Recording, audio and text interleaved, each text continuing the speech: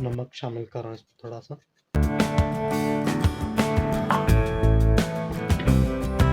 Black pepper,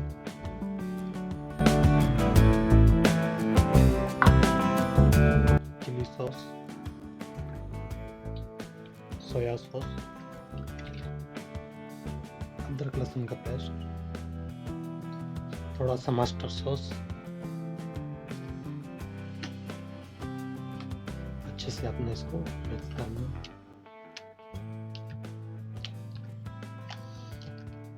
marinate करने के लिए मैंने इसको आधा घंटे के लिए रख दिया।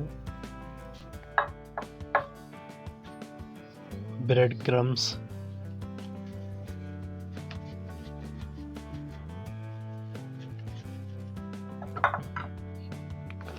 थोड़ा सा मैंने मैदा ले लेना है।